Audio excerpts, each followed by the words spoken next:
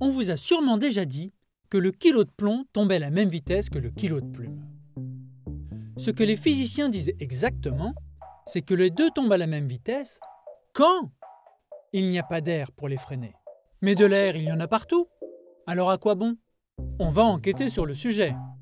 Je vais photographier une goutte d'eau qui fera la course avec cette bille d'acier. Il y a plusieurs méthodes pour le faire.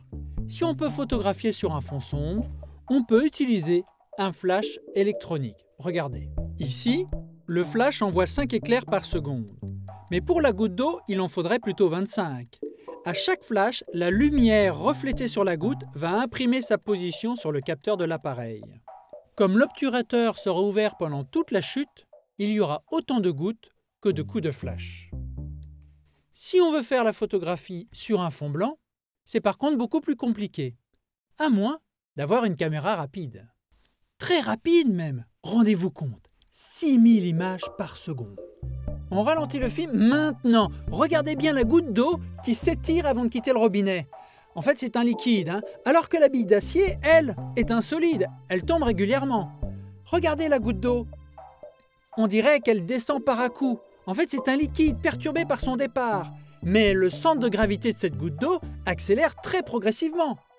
Et voilà qu'après 20 cm de chute, le verdict va tomber.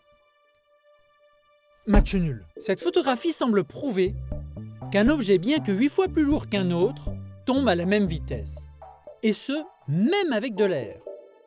Mais là encore, c'est une illusion. En fait, la bille d'acier est très légèrement devant. Mais c'est pour l'instant invisible à l'œil nu. Si j'avais fait la photographie d'une chute de 2 mètres de haut, alors là, nous aurions constaté sans ambiguïté que la goutte d'eau était bien la perdante. C'est comme si nous étions incapables de prouver quoi que ce soit.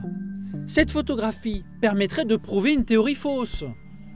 En réalité, lorsque nous utilisons un fait, il ne s'agit que d'une interprétation.